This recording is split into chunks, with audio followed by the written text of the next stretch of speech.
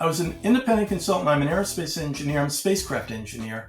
And I work for a lot of companies. I work for NASA. I work for SpaceX, Northrop, Boeing, Hughes Aircraft a long time ago. And the one thing I liked about my career is that not being a direct employee to these companies, I can kind of pick and choose what I wanted to do. A lot of people never understood that. They thought, why wouldn't you want to work for a big company? And I much preferred being able to jump around, and then I never got pigeonholed. So I was able to do anything I wanted. You've been a consultant, hired, and you've been a private money lender deep inside your own money business. We were going to a lot of real estate clubs. We were actually looking to invest in some multifamily property, and we couldn't find anything that made sense. Many of the real estate clubs then, they'd go around the room, they say, stand up, tell us what you're looking for, what you have, what you want, all this stuff. I just stood up and I said, we still can't find anything. Maybe we'll lend our money.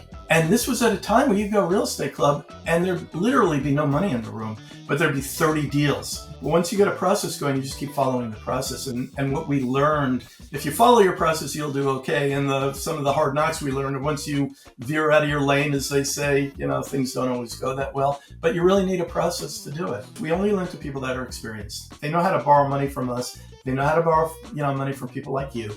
If you can borrow 100% of the money, you can do a lot more deals. And if you're experienced, then you can handle a lot of deals. These are the people we do business with. I am Christina Suter, and this is the Real Estate Breakthrough Show, where we talk about the reality of real estate, the mindset you need in order to face the reality of what it is, and tips and tricks to get you moving forward in investing. I am your host, Christina Suter.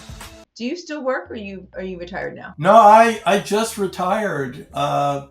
Maybe a year and a half ago. I was doing a little bit of work on the side, and then I realized I like retirement. Actually, I was actually for years. I mean, and this is a common conversation that anybody in the retirement age talks about with their colleagues. I was actually afraid, and because I thought I'm going to be spending all my time watching soap operas or something like that.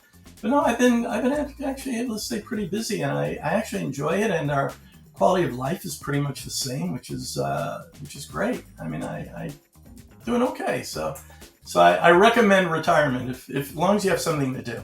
That's good. So I'm just going to jump right in because we're already there, and I'll record the intro at the end, and they'll cut and paste it to the front of the show. So we'll just go ahead. So retirement. So why do you think you were scared about retirement? I think I can guess why you were scared because I know you. But why were you scared about retirement? I honestly thought I'd be bored. I thought I'd be sitting in front of the TV all the time. I thought I'd have nothing to do. But that is not the case. I will tell you, lending has helped a lot. I mean, it doesn't take a whole lot of my time to do a loan, but it kind of keeps me involved, and it keeps me involved with the borrowers and all that. And it's been a good way to spend time and to make money on it, and it's just kind of fun. So I loved what I did. I mean, I was an engineer, as you know, and I absolutely love what I did. I am so fortunate. I know so many people, and you probably know people too, that are like counting the days to retirement. I got 2 years, 3 months, 18 days, 11 minutes, and I'm retired. That was not me at all. I mean, I loved what I did. No, I can't say I always loved it, but I really enjoyed it. Great career. And so I was kind of afraid to leave it. I was afraid, okay, now what am I going to do? But it's worked out. Well, and your career, like, I think you worked for JPL. No, I actually was close. I was an independent consultant. I'm an aerospace engineer. I'm a spacecraft engineer. And I work for a lot of companies. I worked the last 13 years, I guess, I worked for NASA. But I've worked for SpaceX, Northrop, Boeing, Hughes Aircraft a long time ago. A lot of different companies. And the one thing I liked about my career is that not being a direct employee to these companies, I can kind of pick and choose what I wanted to do. A lot of people never understood that. They thought, why wouldn't you want to work for a big company?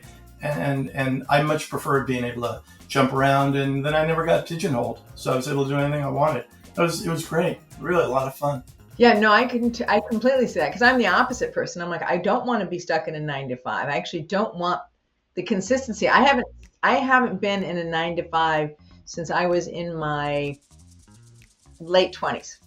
Like literally I've not, and even though I'm 55 now, That's literally almost 30 years since I have lived in a 9 to 5. And I don't like 9 to 5. I don't like the hours of it. I don't like the drain of it. I actually don't like the consistency of it. Like I'll tell you, the one thing I did learn very early on, because I worked, actually, when I first came out here, I had a 9 to 5 job. I was an engineer at Hughes Aircraft right out of college, and I did that for about 5 years until I hung my own shingle out and did what I ended up doing.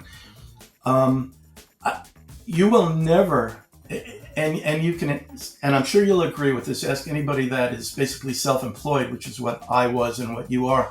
You will never work harder in your life when you are self-employed than if you have just a regular 9 to 5 job and your boss is coming in and telling you what to do.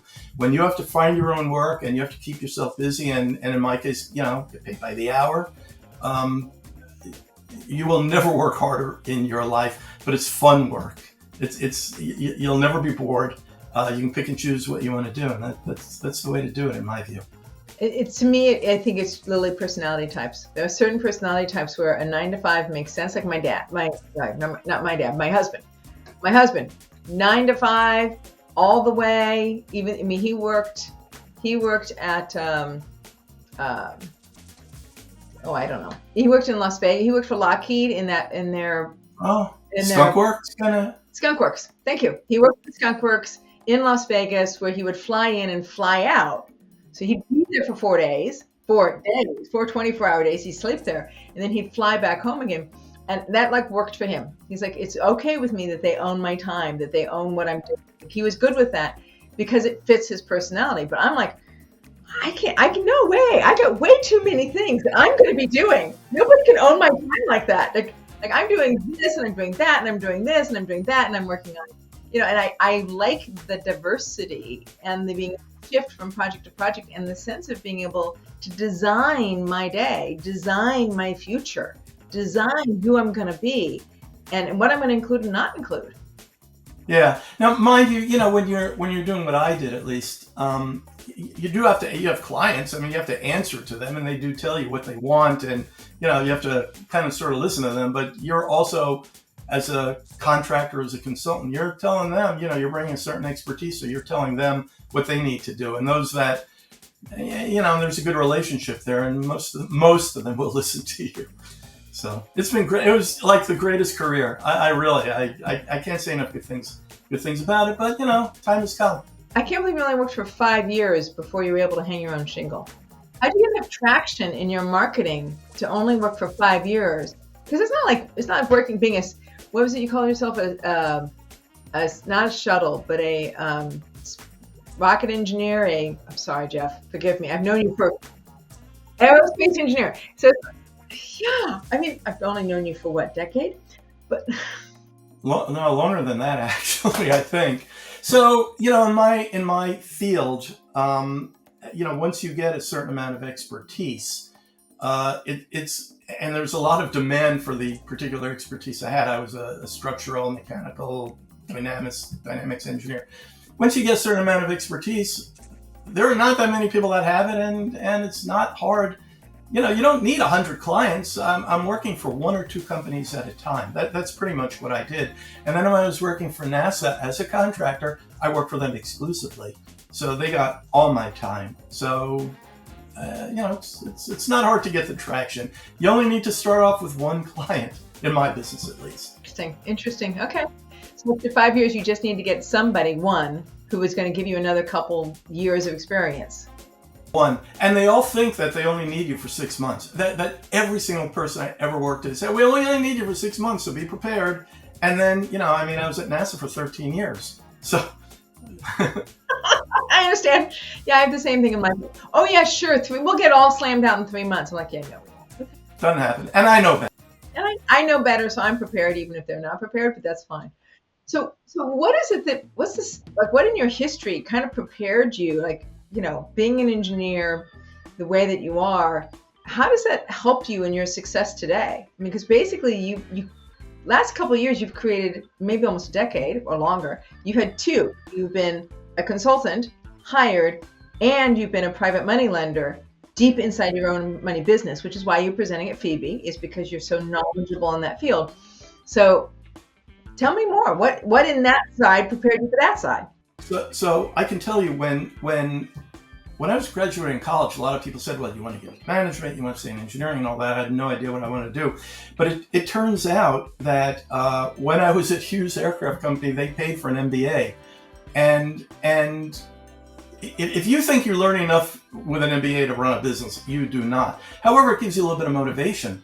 So I actually, for some years, and I don't want to get into the whole thing here, but I had a retail business for a while. I had some partners. Yeah, I mean, that was kind of a nightmare to do, but it kind of inspired me to to want to do something on my own, and that's kind of how I got into the mindset of wanting to do something on my own. It was really that simple. And then as far as lending goes, in 2010, at the depth, I mean the pretty much the bottom of the housing crisis, which I guess really bottomed out about 2012. But anyway. It hit bottom in 2009, went sideways till 2012, and then went back up again. So that whole thing was effectively a bottom. Go ahead. We were going to a lot of real estate clubs. We were actually looking to invest in some multifamily property in Long Beach, and that's a story on its own. But we were looking to invest, and we couldn't find anything that made sense. In hindsight, you look back, everything made sense. Then we should have bought, everything we could. But on the other hand, you can always say, well, we should also have bought Bitcoin and all this other stuff. So you can never look back at this. But we were going to a lot of real estate clubs. We were looking for deals, couldn't find anything, and we had a little bit of money. And this was in 2010. And so, as you know, at many of the real estate clubs then, not all of them do this now, but they go around the room. They say, stand up, tell us what you're looking for, what you have, what you want, all this stuff. And for a long time, I was standing up saying, we're looking for apartment buildings, and I gave my little spiel. Couldn't find anything. And then one day, just out of frustration, without any thought, without anything, no planning, no discussion with Ellen, my wife, I just stood up and I said, we still can't find anything. Maybe we'll lend our money. And this was at a time where you go to a real estate club and there'd literally be no money in the room, but there'd be 30 deals.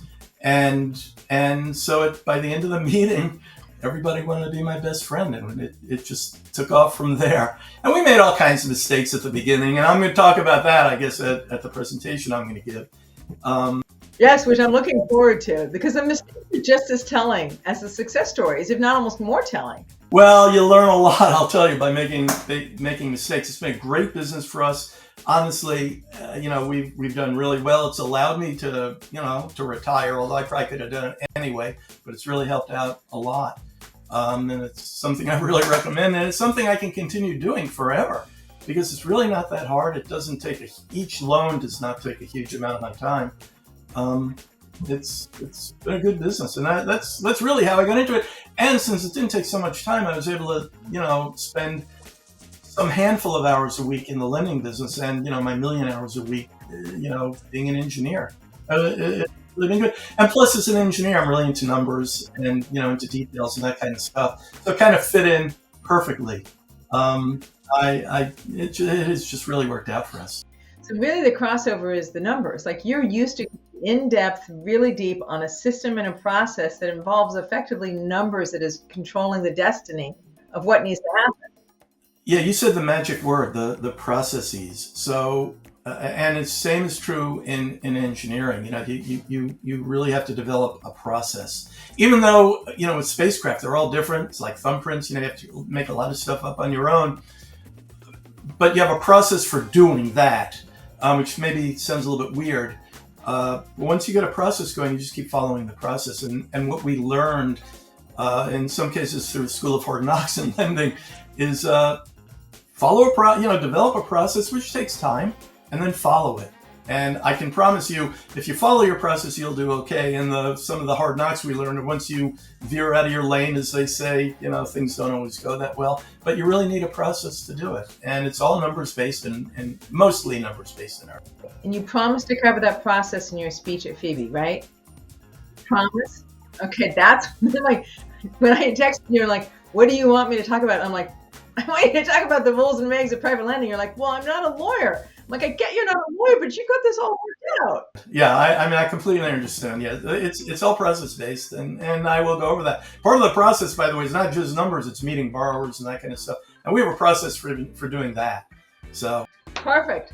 So that's exactly what it is. I mean, so it sounds like the hard money lending didn't necessarily accelerate your retirement because you weren't really looking to accelerate retirement.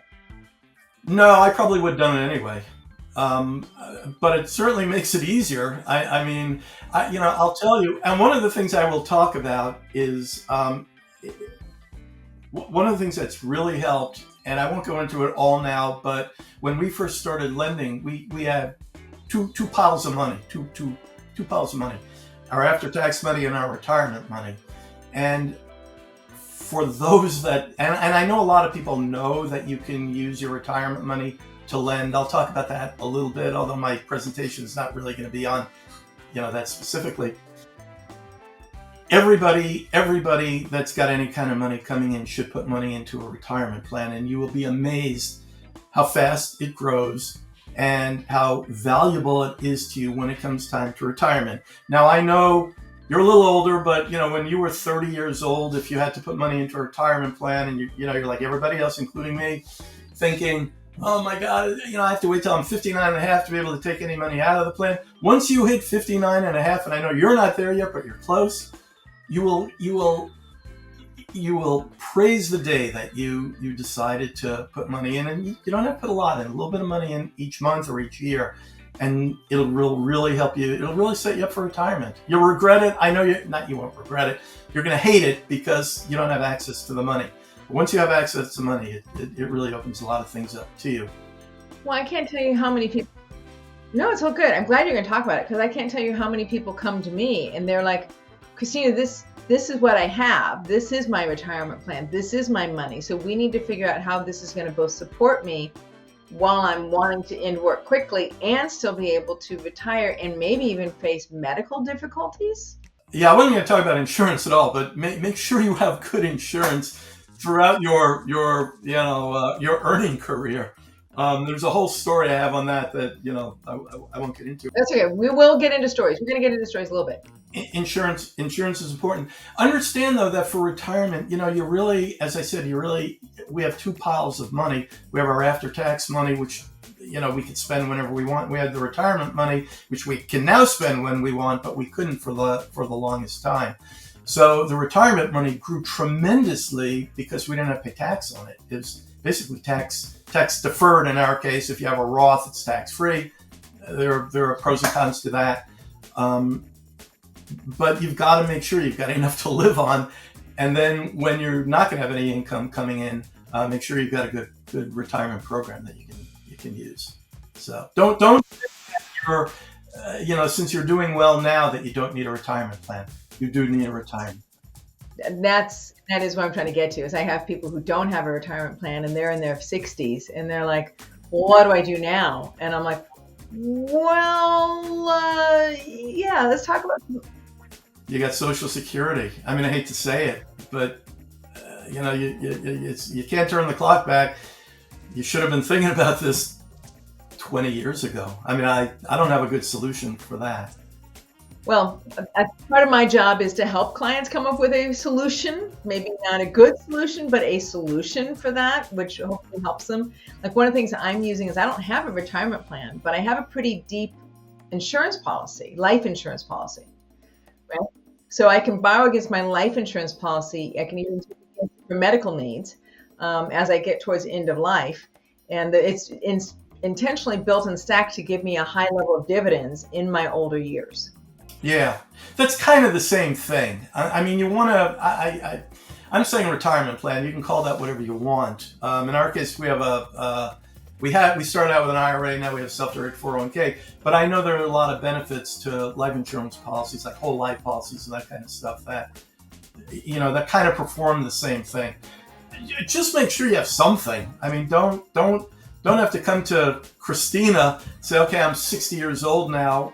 I've never planned for anything. Now what do I do? That's not good. Yeah. It does get scary. They usually come, if they're that old, they come scared. Yeah. You ideally, I mean, the way I look at it now, and I didn't really look at it like this even just a few years ago, get something that allows you to maintain your same lifestyle in retirement. And in my view, that's a good plan, whatever it may be.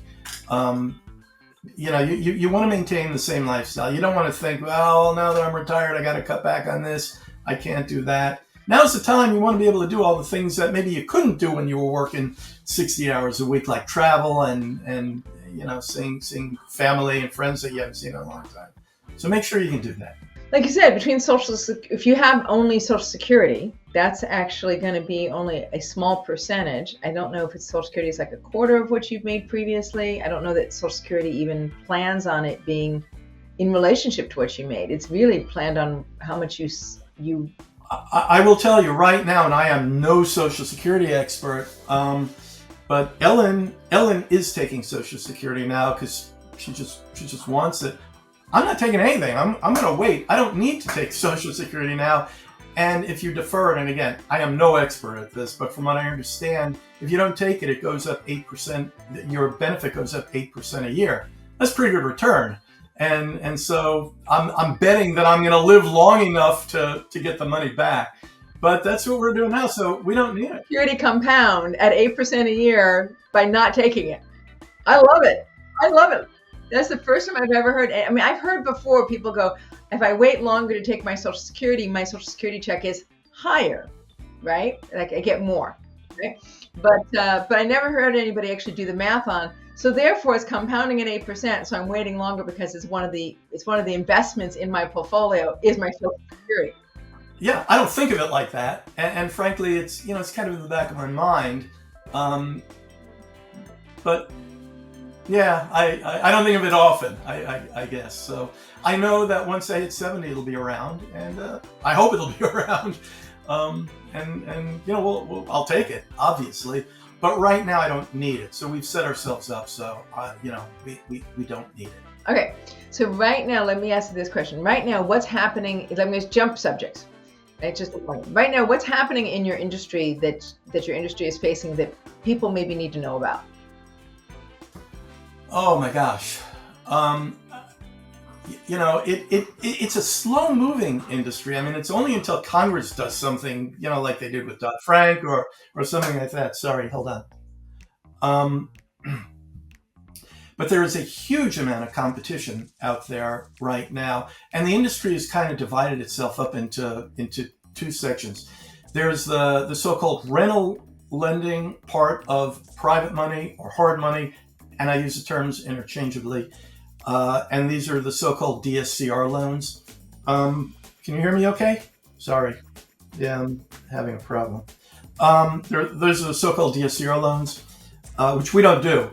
And these are the mega giant hard money lenders that are getting hundreds and hundreds, in some cases billions of dollars from Wall Street. And they take a very, very slim segment of the pie. Maybe they're making 2% or 3% of $700 million, which is a lot of money. And then there's the other side, which is our side, and that's just really the private lending hard money side. In our case, it's also called bridge lenders. We lend on flips, and we only lend on flips. Some people do other things. They lend on new construction and a few other things. We don't do that. But the industry has kind of segmented itself into that. I'll tell you, and I know kind of one of the things I know you want to talk about a little bit and where we're going here is one of the things I've noticed very recently. Well, let me back up to when we first started, and then I'm going to jump way ahead to very recently. When we first started lending, everybody was looking for good deals, and if a good deal fell in your lap, anybody would do it. That has never changed, never. With interest rates going down, with interest rates going up, with property prices going crazy, with property prices being stable, that has never changed. What has changed, with one exception, though, is at the very beginning of COVID. So for a couple of months there when COVID hit, everybody said, oh my God, I don't know what's going to happen here. I'm not lending, I'm not buying. That was like for 2 months, we're done. Other than that, we're back to normal. What has happened, and I've observed, and I don't have a good reason for this, the last several years, we have probably said no to more loans than we've said total since we started lending. There seems to be, and I don't know why, a lot of very motivated buyers out there. You do not want to be a motivated buyer. You do not want to be a motivated borrower. So really what I'm saying is a lot of desperation out there, and people are bringing us really bad deals, and they're not looking at the numbers. I hate to say it. A lot of people think they know how to do it. It's not hard to do, but they're bringing us these really lousy deals. And so I go through the numbers with them. I always go through the numbers with them, but lately I've been going through the numbers with them, and the deals are terrible. And we say no to a lot of deals, and I show them the numbers, and you know what ends up happening? They get mad at me, like it's my fault. And I don't know why this is. I wish I had a good answer for the reason why, but this has probably been the last year, maybe 2 years. It's been after COVID. I don't know if COVID was the reason for it, but there have been a lot of people getting into bad deals, and I know what happens. We tell them no, and they find somebody else that will lend them the money. And then they lose money on the deal, or they make, a little teeny bit on it. Yeah, and I always, when I do my private lending, which it's not as big a part of my portfolio as yours, but when I do it, I'm a great believer of, I want to see what profit you're going to make. Like, I want you to walk away with a healthy profit, because if you're not going to get a good profit on it, you're a lot less incentivized to make sure I'm whole. You're not protecting your profit. Does it make sense? It makes total sense. I totally disagree. We look at it a little bit differently. I mean, we spend a lot of time meeting our borrowers and getting to know them. Not all lenders do. This is just how Ellen and I do it. So we have kind of a time investment in you, not a money investment until we lend you money. We do have a time investment. I want you to come back. Okay, I don't want you to go out of business on your first or second deal, and then we never see you again. Because it takes a certain amount of work to find you. Plus, I just think it's the right thing to do. If I know that you're not going to make any money, I can't in good conscience loan to you. A lot of lenders will. I hate to say it, but there are a lot of lenders out there that, your problem is your problem. If you don't make any money, well, I'll just lend to the next guy that comes through the door. We don't work like that. And I'm glad to hear you don't work like that. It's really important that the borrower make money. It's important to us and to them, obviously. To them. It's important to us. It's important to them. I mean, one of the ways you could look at it is kind of what you've added to it, which is our level of experience, right? Is like, I'm kind of mentoring you a little bit. I'm letting you know this is not a good deal. I have a lot of experience in this. I can see this isn't going to move forward well. Like that conversation, because what I want for you is your success, because your success means my success. And it means my success financially. It means my success personally. Like, I treated you as a fair and I treated you in a fair way as a human being. That's what you're touching on. We have this conversation frequently. Most people appreciate it. A lot of people. Sometimes they don't. I mean, I don't know what to say. And, you kind of focus on the people that appreciate it. And if somebody wants to get mad at you, and they go off, they want to borrow the money from someone else, there's nothing I can do about that. I think that was it. Well, it's just, also you don't want to lend to them. Like, if that is going to be a reaction, if I tell you I'm not going to lend on the deal because I feel like the deal's not a good deal, and they're going to get angry about it, it's a little like, okay, well, that's great. Because I'm kind of doubly glad I didn't loan to you, because here's the reaction you're going to have when the deal starts to go wrong, is you're going to get angry. And that's very hard for me to deal with as a lender, even if I want to help you do well, like maybe give you a little more money to finish the job. If what you're approaching if your solution set is I'm going to get angry in order to push something through, that's actually a solution set I don't like working with. The other thing I don't want to have the I told you so conversation, when it comes time to paying us off, or midway through, it's obvious you're gonna run out of money, or the deal's not going well, or something like that. Now, mind you, I should be careful how I say this. All deals have problems, right? You have flipped houses, right? I have flipped houses. Not a lot. I'm not, hugely experienced or anything. I wouldn't call myself a house flipper by any means. Every deal has issues. Sometimes the issues percolate up to us, where the borrower calls us and say, "Hey, I'm having a problem. it's taking too long. The contractor walked off. It's going to take me longer. City's driving me crazy. This is normal stuff, right? This is not a big deal. We're happy to have this conversation. I'm not saying I'm happy about it, but we understand this kind of stuff happens. What we're trying to avoid is, well, you knew about it when you went in that you were not going to make any money. Why are you coming to me now to tell me, hey, I'm not going to make any money? So I'm trying. One of the things I really want to do, and I know you're really into this, and I know some of the other FIBI real estate club owners are really into it. I want to educate our borrower. I want to make sure they know what they're getting into, and they know why. We're not being arbitrary here. Our business is to lend money, and if we have money and we want to lend, we're going to want to lend it to you. But we're not going to lend it to you if we know you're not going to do well. So you said you didn't quite know what the difference was, and I think because it's not interest rate unto itself, right? I mean, part of it is interest rate because there's a first position, and then you guys are generally, I assume, a second position, right? Oh, no, the opposite. We do not. We only lend purchase money. We only lend the purchase money. That's us. We know people. Actually, I know some people that lend. I know the people that lend behind us. Many of them, not all of them. I know the people that lend behind us in second position. Okay. Yeah, there are people that will do that. It's just not something we're comfortable doing. But we know people that specialize in it. I think you need, some steel nerves to do it, but it's not something we do. Just how we do it. And I'll tell you, the people that lend behind us, they're generally pretty happy because, we know they're there, and we don't want to foreclose. We don't want to wipe them out or anything like that. So it's, yeah. Okay. So, so you lend first position purchase money. I lend second position generally rehab money, right? Is what I generally. Yeah, that's what we have to talk after this, Christina. I'm seriously. Our borrowers, all of our borrowers, we only lend to people that are experienced, and our borrowers, they are 100% fully leveraged. It's rare that they ever have to put money into a deal because they know how to borrow money from us. They know how to borrow, money from people like you.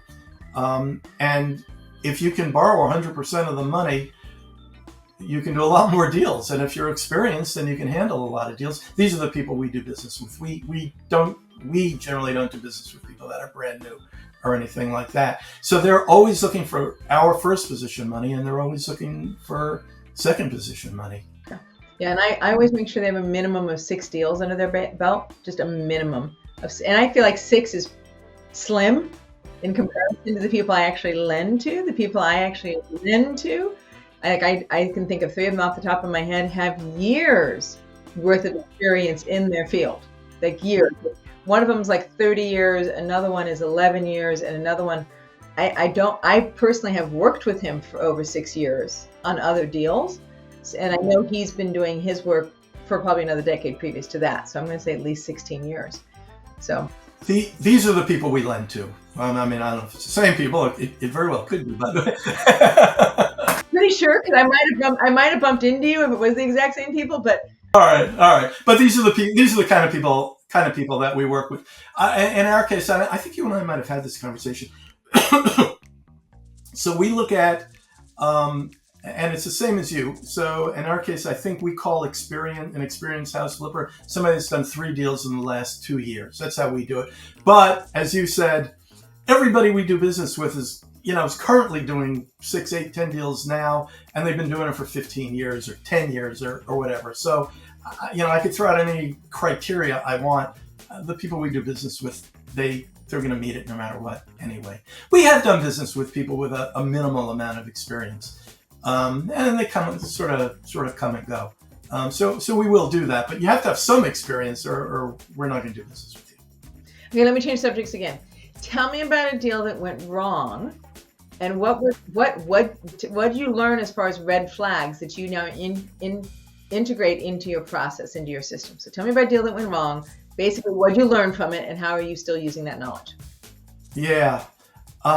So we did, and we're still kind of, we're still in the middle of it a little bit.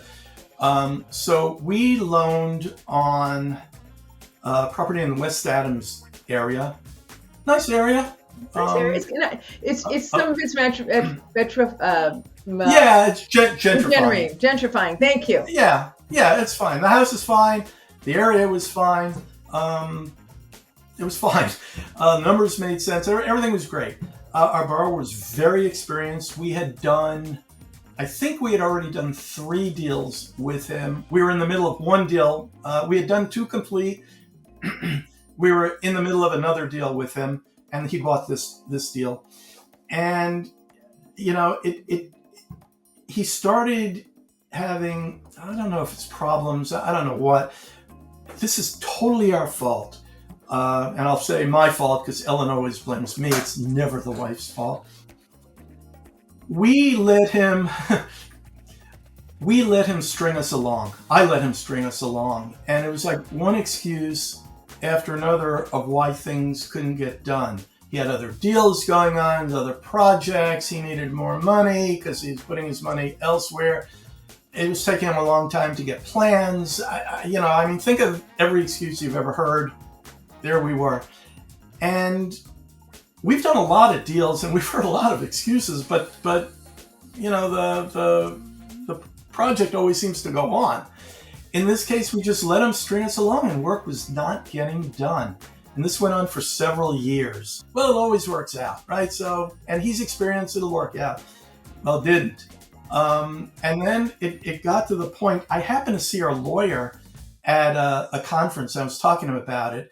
And we were at a little over 3 years, I think, of being strung along. And I was getting a little frustrated. Ellen was like, beyond herself at this point. Yes. Beyond frustrated already. And what do we do? And we'd never foreclosed on a property. And this is not that long ago. So this is our one and only foreclosure. I spoke to our attorney. And the one thing he told us is, look, after 4 years, you really can't enforce your deal. You can't enforce your deed of trust. He said, I didn't know this. I thought deeds of trust, they just... Yeah, they're good for forever, aren't they? I thought 30 years is what I thought. But anyway, he said, look, after 4 years, you're going to be in trouble. So he said, you better do something. You better do it now. So we ended up foreclosing. And, our borrower wasn't happy. And we ended up foreclosing. And we ended up owning the property. And we still own it. And with any luck, I'm praying, with any luck, we're going to close escrow in a few days or maybe a week or so. I'm hoping. So we ended up owning the property. So the lesson learned here is really don't be such a nice guy. Don't let your borrower string you along. But there are bounds here because, as I said, everybody always has problems, right? And everybody says, I need a little more time. So we're going to just have to be more judicious. The one thing I did do, and in fact, I was talking to our lawyer yesterday about it, we did add to our, I guess it's in our note, it's in our loan doc somewhere, something that says that if you don't start work within 90 days, we have the option of calling a default. Now we write our loans for 6 months. So you got 90 days and then you have 6 months.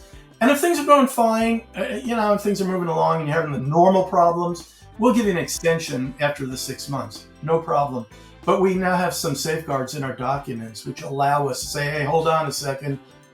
You better get moving here or we're going to do something. It's just because I do second position, so I do rehab money and I've done flips myself. It's to me, it ends up being such a red flag if you're not seeing work on the project for several months, other than permit problems. Like that's the one that always got me was, I've got a permit problem. The permit, of course I can't do work with it. I got a permit problem. The permit hasn't come through. And I've seen that up to 18 months worth of holding a property. OMG, the cost of holding a property after 18 months was huge, and it ate up the entire profits from the project within that 18 months. You've got to be on top of that construction schedule. If you're not, you're really going to end up with a deep, deep loss. Yeah. So one of the things we now talk about with our borrowers a little more intelligently, I guess, is what is it you need to do to start work? What do you need to do to start work? And if they tell me, we already have permits, or in some cases, I don't need to pull permits. I mean, now you really do need to pull permits, but I don't want to get into that. But if they tell me, I gotta call my architect, and he's gonna start writing plans so we can submit to the building department, so we can get permits and all that. That is now a red flag for us. So that might not be a deal we want to do. There might be some circumstances we do, but now this is something we talk about. And up until this deal, we just sort of let it go. So makes perfect sense. All right, Jeff. People will want to get more from you. They're going to want to know how to get a hold of you. They're going to hopefully want to come to Phoebe and be able to see you actually reveal the process that we've been promising that you're going to reveal to people and teach people, and you're going to tell some juicy story secrets, because that's exactly what I'm looking for. And that's part of why I tapped you, is because I know as an aerospace engineer, you've really thought through the process step by step by step by step to make each step successful and repeatable. Yeah, I'm happy to talk about it. I'm looking forward to it. How do people get a hold of you, and just in case they want to get on your very short borrowers list? So 2 ways. Best way is email me at jeff@privatelendingdirect.com. All one word, jeff@privatelendingdirect.com. It's my email address. You can phone me, you can text me. My telephone number, cell phone is 310-750-5969. Those are the 2 best ways. Thank you, Jeff. After knowing you for over a decade, and I think I've invited you to speak at my Phoebe Club previously, and now we've actually lined it up. Woohoo, woohoo. I'm very excited. I really am actually looking forward to it. And we will be videotaping it, because it will go up on our YouTube channel, because we do want people to actually know what this process looks like, so they're successful too as being a hard money and private lender. So thank you so much, Jeff. Jeff Smallowitz with privatelendingdirect.com. I'm Christina Suter with Real Estate Breakthrough. You can find this on YouTube, Amazon TV, iHeartRadio, Spotify, and a few other channels, iTunes for sure. And hopefully you will also get it on the Phoebe YouTube channel when Jeff reveals his secret sauce.